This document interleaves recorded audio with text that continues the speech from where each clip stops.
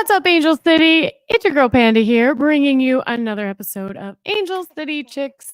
So excited to be here. I know we kind of left you guys high and dry last week. Hashtag blame Nina. Let's bring her on so she can explain her wrongdoings to the rest of the world. Nina, what's going on? Oh my gosh, you're just not nice to me today. I swear. So last week I was in Indy. For those of you who don't know, Amanda's been making fun of the background since I moved, but I also had to go to Indiana. I was trying to be one with my Panda young self. And within that also, I have my new manager orientation, which was really fun. But as not a night out to begin with, the idea and prospect of having to stay up to start at 10 p.m. was a no-go for Nina. Yeah, well, we all have our excuses. I've been there. We've had reasons, so we appreciate everybody just being patient and calm with us, and we'll go over everything that has happened and what to expect. And but this one's going to be a little different. We have some exciting content on today's pod, do we not, Nina? We do. And unfortunately, for the first time ever, our slides would not upload. So you're just going to have to stare at our beautiful faces the whole time. Amanda did her makeup, and I have a light. So within that, we want to congratulate and celebrate Merritt Mathias. And she is actually now officially retired after a 12-year career in the NWSL. You know, she's just one of 11 active players who have played in the NWSL for its whole 12-year history, which is absolutely incredible. And I love, for those of you who didn't see the pregame looks that Angel City put on for this last home game, were all Mare inspired. It was all an homage to her. So absolutely incredible, great career. I'm super excited that we got to have some time with her and that we're the ones that get to send her off into the sunset. Congratulations, Merritt Mathias, on an incredible career. And also congratulations over to Kristen Press. Kristen Press celebrated 100 games. And of course, Tobin Heath was there. Definitely saw her up in Founders Club for a second. Was like, oh, hey. I know, right? She still doesn't know who I am, but we'll get there. She still does. We might just have to accept that that's how it is. But yeah, no, congratulations to her, and just all, it's just so amazing to see her out there on the pitch, making an impact still. And you can just see that, she's so excited to be back, that, that injury that she was able to overcome, like, it should be so inspiring to so many people. And so I hope we can tell this story for years to come on just the way that she was able to take something that could have really impacted her long term and her career and turned it into a positive. So super excited for her as well. So congratulations, Kristen Press, on 100 games. I'm glad we got to witness that. So anyways, moving on. Yeah, without the slides, I'm like, I actually have to look at notes now. I know you have to read notes. 100 is the number today. And it's also 100 goals for Angel City. Oh, yes, we did. I know. We're hundreds all around. 100. I love that for us. 100 goals. And was it the golazo at the end of the game? Was that the one that did it? Yeah, I'm doing a little spoiler with that graphic here, which no one can see, but wow. Spoiler. Really rubbing it into everybody, aren't you? We can see it. You really nice presentation. I'll send it to you. Wow, thank you. I appreciate that. For the rest of you, maybe we'll put it in our Instagram post when we talk about this. The slides you didn't get. So maybe we'll just do that. You can just put them in the posts, and then everyone can maybe watch along with the pod as with the slides. So I mean, honestly, I'll just DM him to Mario. I think he's the only one that will care like me. Probably. I know. I've moved on from it. I'm fine with it. I like to see your face. So anyways, let's move on because we got a lot to talk about and some really exciting things. Alyssa Thompson getting called up to the U.S. women's national team. That's pretty exciting. And I don't know if you saw the Optajack on her, but I thought it would be really cool to highlight the fact that Alyssa Thompson, at 19 years, 352 days old, she is the 5th player in the last 20 years to reach 10 U.S. women's national team caps before turning 20 years old. She joins the likes of Tobin Heath, Mallory Swanson, Tierna Davidson, and Jordan Shaw. So Hashtag experience, man. She's getting it from an early age, and she is definitely making her name out there in it. And I have no doubt that her performance in the last few games of Angel City has been a big reason for why she got this call up for the U.S. women's national team. And then, of course, we can. What? Alyssa, just now as we are talking about her, she knows we're talking about her, just scored a banger for the U.S. women's national team against Iceland. She knew we were sitting here thinking about her, and she's like, let me score for Angel City. Oh my God. I had that game on, and right before I ran over here, I turned it off and everything. I should have left it on the background, and I wouldn't have been able to pay attention. This would have been a really I could have put it on the background here. No, please don't. It'll be Angel City After Dark, which is never good. Chicks After Dark is always one of those episodes that, in NWSL. So, either way, the rails. Off the rails. We cannot forget to mention Rocky Rodriguez for Costa Rica as well, getting called up to her national team. Such an honor to be able to play for your country. And then let's, here, you want to talk about Ellery Earnshaw? Yeah, unfortunately, once again, Angel City not accepting me onto their management team or staff. My application denied, but we do have an incredible new first assistant coach, which is super exciting as we go into the off season. I love that we're seeing Angel City investing so heavily in our technical staff. I think it makes a huge difference in terms of how we progress as a team and our development overall. I've said it before, I'll say it again. I'm expecting a youth team in the next year and a half. That's just my gut. But let's move on because we do have something really exciting. Be careful what you say, Nina, because after this podcast, you never know what might be trending. Hashtag youth team in a year and a half will be like, we're getting one and everything. Because from something that we have learned, that people do actually listen to us. And I don't know. I thought it was just Christian from the other room and your mom, but apparently there are more that do. So I think it's a good segue into what I want to talk about because everybody knows what's been going on with Angel City and the statements that they put out and just all the the conversation around it. And I don't know. You want to segue us into what we're going to talk about today, Nina? Absolutely. So you and I have put on our Clue hats, we put on our crime junkie uniforms, and we've been trying to investigate and speculate a lot on these sanctions that we've seen imposed, in my mind, unfairly, and we'll get to that after our guest, by the NWSL. But within that also, there is a point for clarification. And with that, we're very excited to welcome to the podcast from Angel City's front office, Courtney. Courtney, welcome to Angel City Chicks. Thanks for being with us here today. Hi, excited to be here. Good to see you both. Yeah, definitely. I mean, like we said, we talked a lot about, we speculate, we like to have conversations and stuff. None of it is, staunch fact or anything like that. It's all us just creating conversations for everyone to talk about. So what we do want though is actual facts. What we do want is to know, how these things go, what's going on in the sponsorship world, because Angel City has a lot. I mean, a lot of revenue that they have is definitely something generated from all these great sponsorships. I work for Cedar Sinai, so of course I love it every time there's a corner kick sponsored by Cedar Sinai. So you wear your jacket to the games now too. I do. I wear my cute little fleece jacket. I'm very proud to represent that. I'm proud that they are a big part of that. I'm really upset that I washed my hair actually today because it was still pink from the Fan Fest. And yes. I honestly, I need to find out what that was that they used, because it looks so good. I got so many compliments on my head. Like, keep it like that. Yeah, you should. Chalky too. It was like really nice. Yeah, it looked legit. Everybody's like, "Gosh, that looks really good." So the recipe or the brand that they use, I don't know. Exactly. I gotta ask because the guy did a great job, and it was just such a fun time. So I love representing Angel City when we go out, and I love that you have such good sponsorships with good people out in the community, whether big or small. So I guess that's what we want to talk about today. You want to talk about the model. We want to talk about we want to get to the bottom of all this. Not really. We just want to talk about the amazing program you guys have set up that you're a big part of. So let's just start off with our first question, and that's, how is Angel City's sponsorship model different from other teams?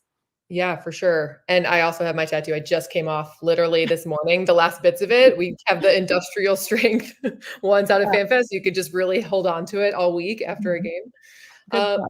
but yeah, our sponsorships are set up super differently, and that's been on purpose and from the very beginning. I started with the club almost 4 years ago in January, which is pretty crazy. And I oversee how we bring our partnerships to life. And from the get-go, when we set out to be different and make a name for ourselves in a very busy marketplace like Los Angeles with 11 professional sports teams, competitive college programs, all of that, there was a differentiator fact. And for us and our brand and what our ultimate goal is to reach equity, we knew that we had to do more than just say we want to build a great community, which we're so happy that we have. But that led to us building a sponsorship platform that allocates 10% of each sponsorship that we pull in back to the community. So that's a customized program or a customized group of people that we're working with per partner to really try to make the world a better place, which sounds, idyllic in many ways, but it's why Angel City exists, to really push the envelope in all aspects of our world and our ecosystem. So within that, all of our partners, have that natural tie where they're uniquely building a community and helping change the narrative for all sorts of different community programs that we work with that touch on so many different areas. So Love it. within that, what are some things you look for when aligning with a company? Yeah, first and foremost, it's being mission aligned. Our greater purpose of Angel City is, of course, to reach pay equity one day in soccer, but even beyond that in the world. So with that, it's really the long game, right? We bring in partners, not just to fix, a short-term issue. It's for the long term. It's a multi-year deal. And a lot of that has to do with the real goals down the line. So within that, the mission aligned and the understanding of where we ultimately want to go is really our first filter. And of course, if there are things that they can help our business grow, we're still only 4 years out, 4 years of a team. And so there's some real things that our partners have come in and supported us on, even if it's not super sexy back end business stuff or things like, being able to provide our team doctors like Cedars-Sinai is. So it really spans the gambit of our business, and it's always at the core of that mission alignment. Fantastic. Yeah. And, I'm going to ask the question that hopefully will put some minds at ease out there. And that is, how do player appearances work, and do they go against the salary cap? Yeah, for sure. So player appearances do not go against the salary cap. It's ancillary from all of that. And how that all works is the clubs can choose to do appearances both with a partner and contractually, or just for the community. And those are seen as outside their regular duties, right? So that is paid from the club to the players, but it's for a specific total amount each year that we can pay up to that does not fall inside the salary cap. So it's outside of their regular job duties, if you will. And how that all works as well is we obviously work with our partners to say what are the whether assets that are sold within the contract to say, okay, you're going to host an event or a meet and greet with your staff or whatever that is, and then work with a player on their schedule and figure out how that all happens. But it's really outside of their day to day, and it's treated as such from a payment perspective. Nice. Awesome. That's something so interesting to me because, I didn't really consider before this the fact that they're paid to be soccer players.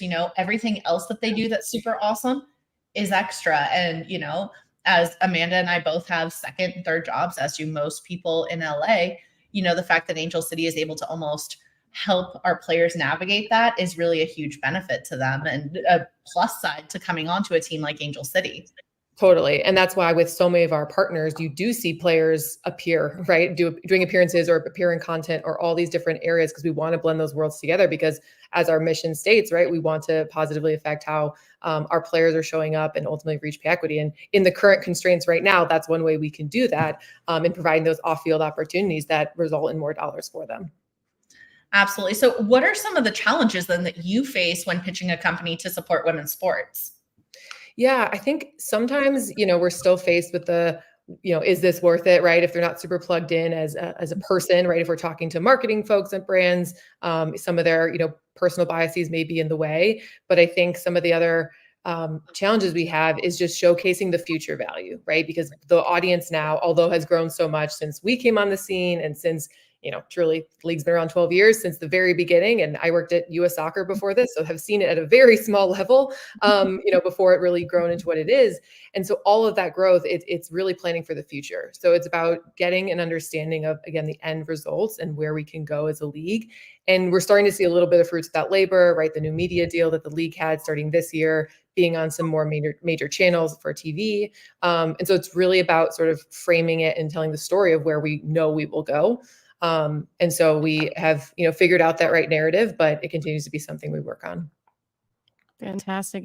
Women's sports is trending. It's been trending very hard for the last several years. So I guess, why do you think women's sports, particularly Angel City, an NWSL team, why do you think they're a good investment?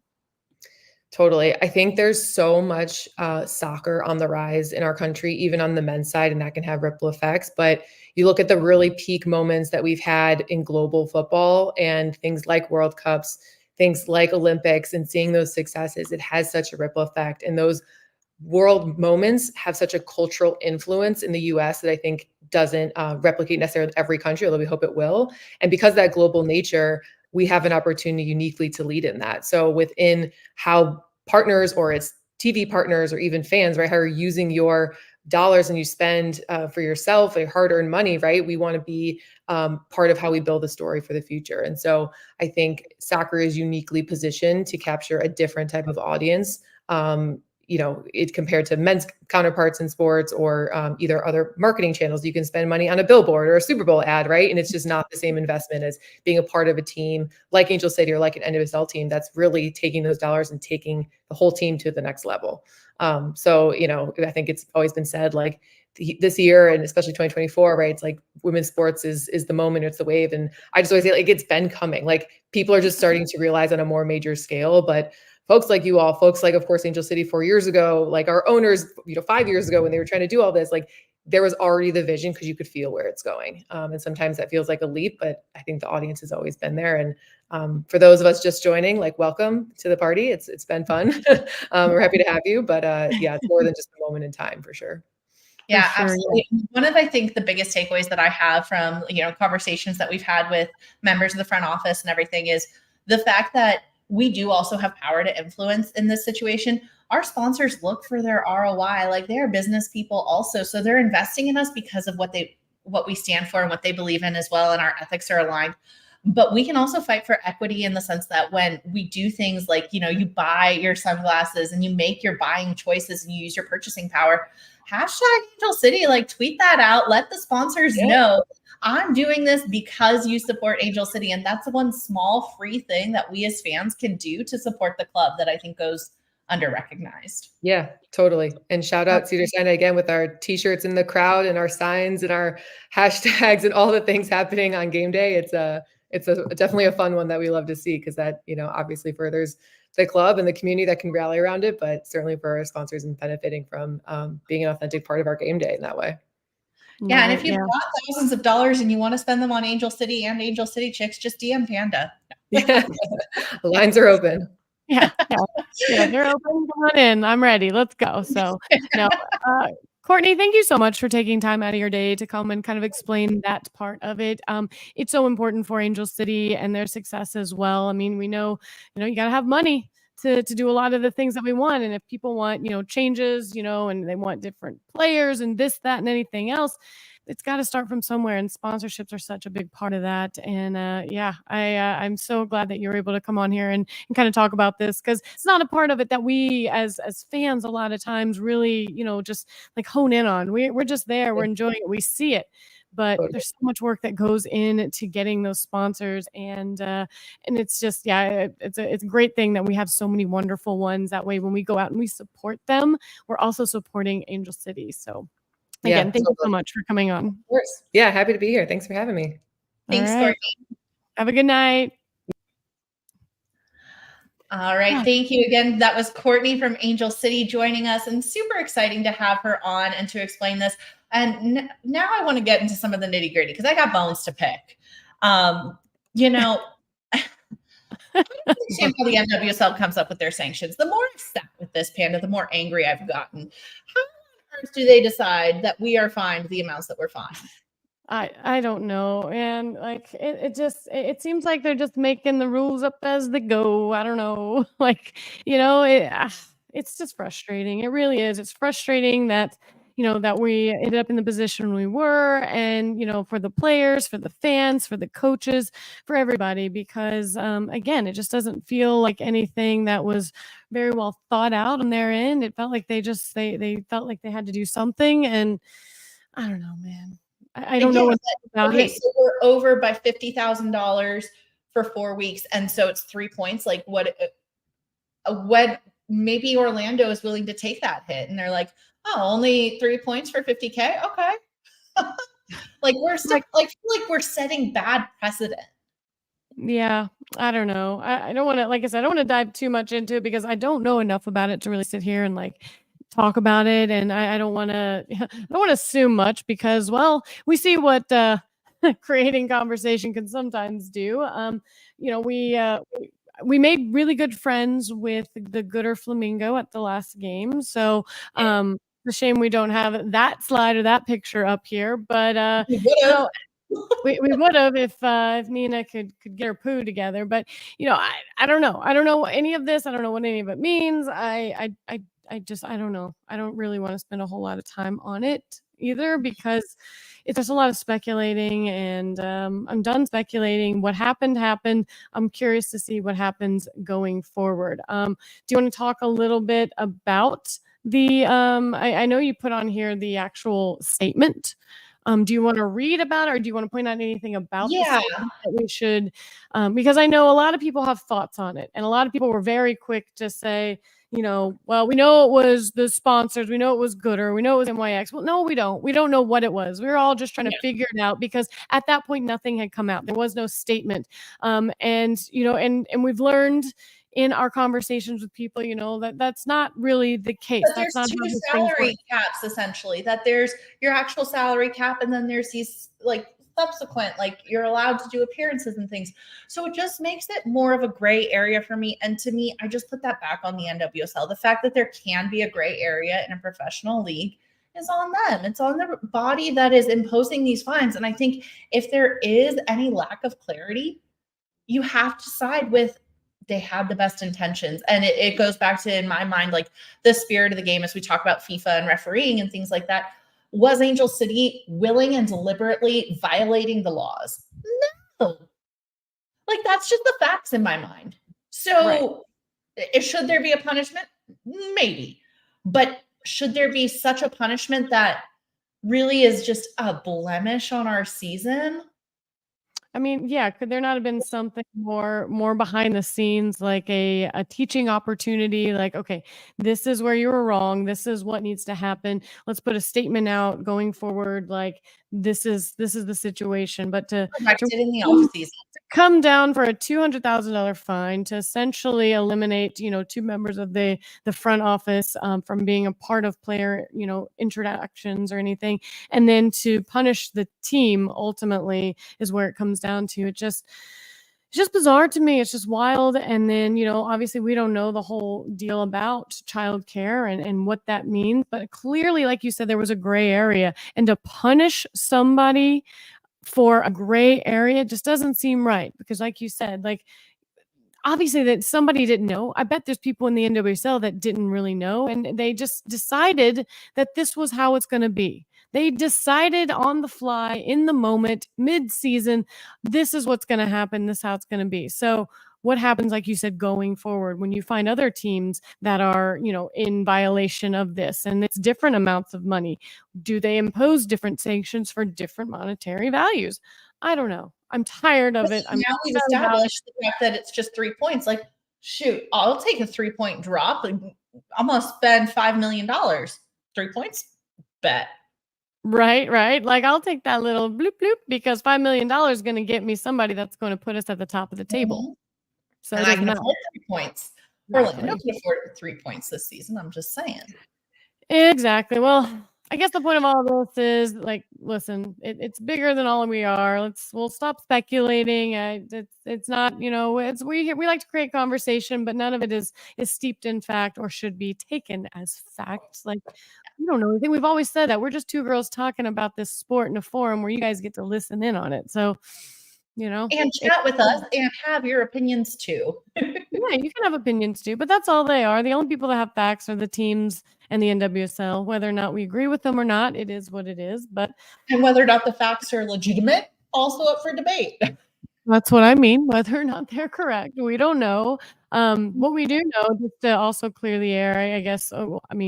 We were talking for a while about a former player and if they said something, and I think it was exactly what we said. I don't think it wasn't malicious intent at all. That there was a question out there, and it didn't even come from the player themselves. So, I think it was more of an agent representative inquiring about terms of stuff, and unfortunately, I think that allowed them the opportunity to look into things deeper, and it's almost like opening a Pandora box, I guess, at that point, and it just sucks. It sucks it happened. It sucks we're put in this boat because anybody can look at the table and right now go, oh, well, those 3 points don't matter. Well, they could have, and that team might have been in a different frame of mind. They might have been in a different mindset. And I'm sorry, but they might have fought a little harder if they knew that their season wasn't over, and we might not be having this conversation. So that's what's kind of frustrating too. So I don't know. Absolutely. But we've got 2 games to recap tonight, and you didn't make anything big and bold for me, so I got to put my readers on. We're not recapping this whole thing.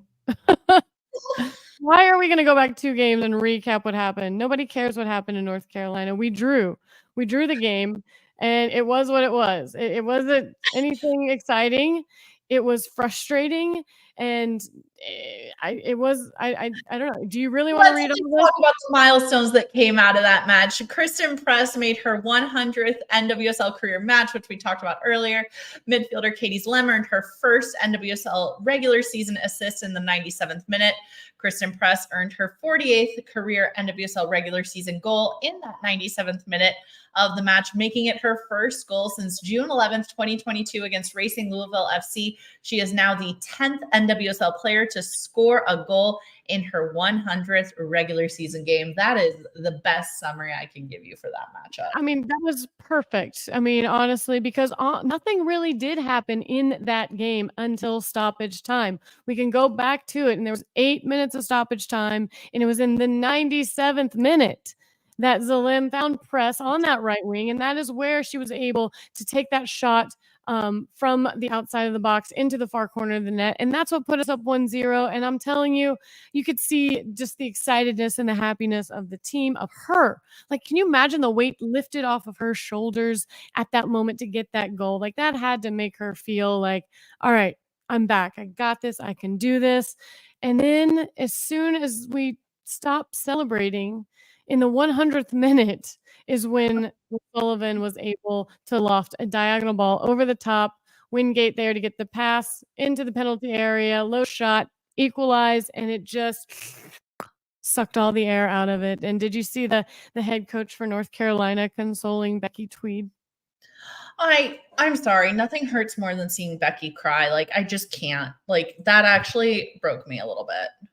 I know. And all I saw out there on the socials were, oh, well, that's the look you get when you know you're about to lose your job. And all that. I was like, God, come on, guys. She's going to lose her job, though. I'm sorry. Becky Tweed did fantastic with everything she was dealt for the season. What people don't realize is, she was given a team, was almost brand new at the beginning, a bunch of youngins that she had to turn into goal-scoring machines, which she did a good job with that. We had a lot of the young players stepping up. Madison Curry, Kennedy Fuller, Giselle Thompson, like these are all young kids. And of course, Alyssa Thompson, she's still young, but she's not a rookie anymore, doing their thing. And it's like, man, I don't know. It just felt bad for her in that moment because I know she knew at that moment there was going to be a ginormous hill to try and climb because our fate was not in our hands for our season at that point anyways. And it just sucked because I know she felt good for like a whole 2 minutes. And then that. So let's talk about the most recent game, though. Angel City did put on a good show for Fan Appreciation Night. They drew 1-1 against the Utah Royals, but for, both teams showing up that night, both already mathematically eliminated from playoffs. But we did get 2 goals. Claudia Zaragoza and Sydney Leroux both showed up and showed out for the match. In the 21st minute, the Royals opened the scoring after being awarded a free kick just outside of the 18. Claudia Zaragoza stepped up to take the ball and curling inside the near post past Herachich into the back of the net. Just an exciting moment for her. The two teams traded a handful of chances over the remainder of the first half, but very few for either side were quality opportunities. The half actually ended 1-0. Yeah, but hey, good news was Angel City did equalize in the 57th minute after a corner kick by Zalem fell to Giselle Thompson. She juggled the ball, and man, I couldn't stop watching that. It was so juggled the ball, kept it airborne. She headed it over to Sydney Leroux inside the 18-yard box, who was able to receive the ball with her chest, volleyed it up, and just bloop.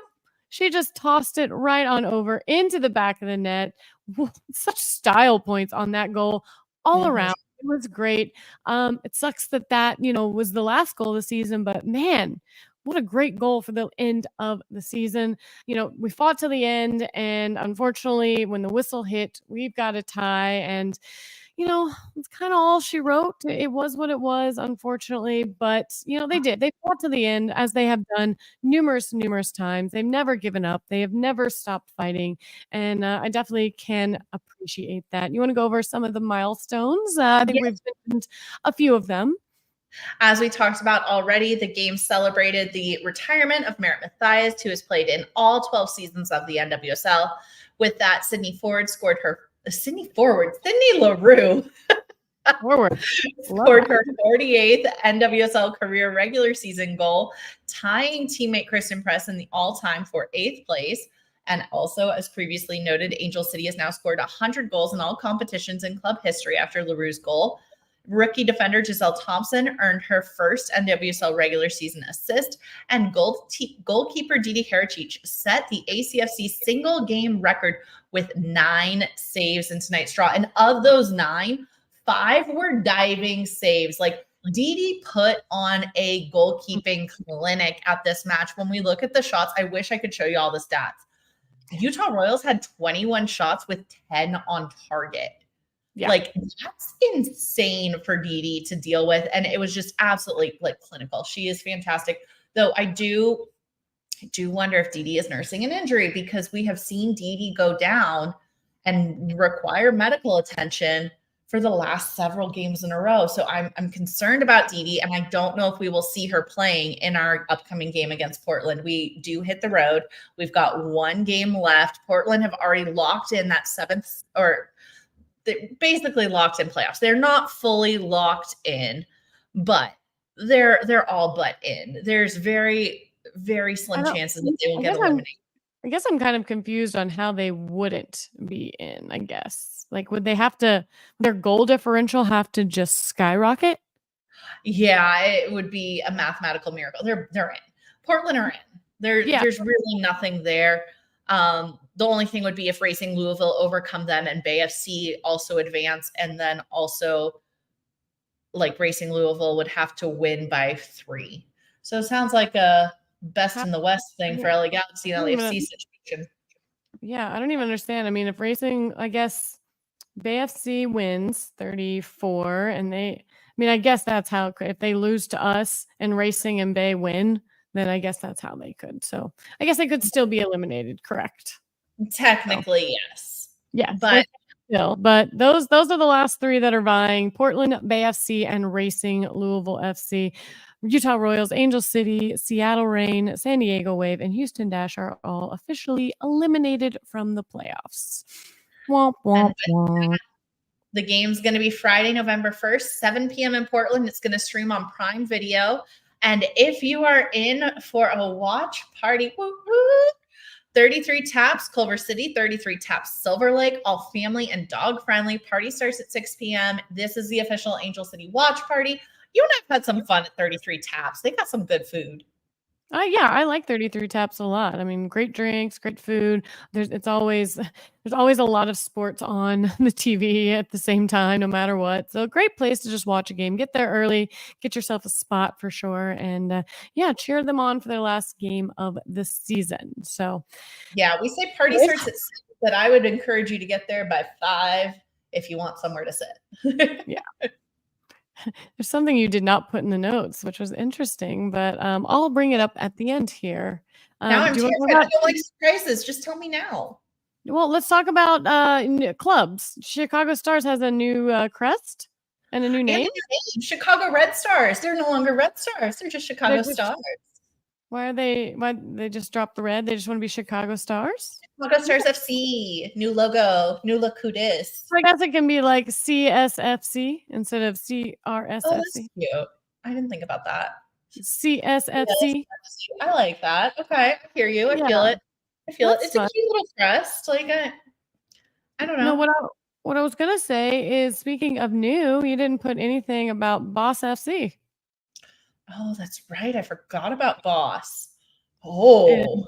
Boss FC and their and their not so boss campaign. Too many balls campaign. Yeah. It didn't go over well. Did not go over well. And this is a team that also has some pretty strong female leadership, which is shocking to me, but they launched and has already within days pulled down their announcement. 24 hours. I think 24 hours they pulled it. I mean, and rightfully so. I don't know if you guys are listening. Sorry, about dumb. It's dumb. I'm sure there's videos out there, but they put a video out and the whole premise was there's too many balls. So and it featured men's in Boston. It was all about how many of the men there. Yeah, the best comment was, I can't believe you're announcing a brand new women's team in Boston and you default to bringing up men's sports. Like, there's no reason to do that. Like, they're good enough on their own. Like, we don't need them to be front and center of a campaign for a new women's team, you know? I mean, like, it just was absolutely ridiculous. And I don't know. I mean, there was also the whole a little bit transphobic in there. Like, you're just kind of you missed the mark. That's all I'm gonna say. And also Boss FC just sounds like fratty to me. I don't know. It does. I'm not a huge fan. Maybe it's beyond my generation since I'm just so old now. I don't know. Gen Z, do we like this? I don't know. Yeah, I would love to know people's thoughts. What do we think about Boss FC? I mean, I think we can all collectively agree we hated the whole the reveal of it and the video behind it. Like, it didn't make sense. It was stupid. Like, you had everything in your power to come out with something really cool and inspiring, and instead so much money getting the rights to all those people and all those teams to make their announcement. That was probably ridiculously expensive and so many legal agreements, and nobody liked it. No, you had no reason to tread down the path that you went. It just was unnecessary. It did not make me any more excited for this franchise. Again, you had a chance to really bring in something. You could bring in Boston's heritage. You could find ways to connect, the history of the men's sports into the women's game. You went straight for just kind of, they kind of were I don't know. It was a kind of a negative connotation, I guess, in my opinion. So I agree. Anyways, that was the only thing I was going to bring up on that. So let's move on to something that I don't understand why, but here we are. The Summer Cup 2024 championship is finally upon us after the last game being in August. 2 months went by and a whole lot of games, and now we are back to square one, which, if you recall, the Angel City was in the semifinal for this match against New York, New Jersey, Gotham, but they fell short. Third place. Yeah, they did get third place. Did we get anything for that? No. Do we get $200,000 by chance? No.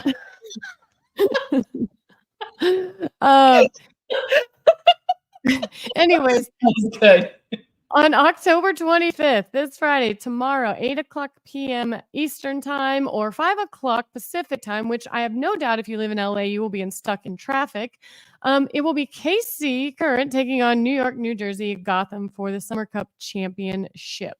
That'll be on CBS Sports Network, Paramount Plus. Yeah. Quick note, if you're out and about in LA tomorrow night, maybe you don't. There are 3 events going on in Inglewood, 3 events going on in downtown LA. There are, gosh, what is it? Is it like Lakers and Dodgers, and like there's like a big high school competition, and there's USC, and there's a concert at the Forum. It's just there's a whole lot going on a Friday night that is already riddled with traffic. So if you have a chance to get home and just chill, maybe just do that if you're not going to one of these games. So if you are going, be safe, be careful, don't drink and drive, use Uber, Lyft, whatever, if you can, call a cab, whatever. I'll be at home. I'll be at home chilling, so it'll be good. But anyways, do you have anything else that you would like to add to this little kind of, it's not our final pod yet because we still have another game, and we'll do what? The one before the end.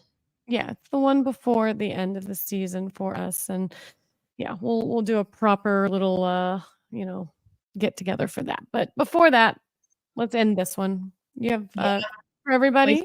Quote from Becky Tweed. She says, "It's been a real up and down roller coaster every season. We've had some really high moments and we've had some really low moments.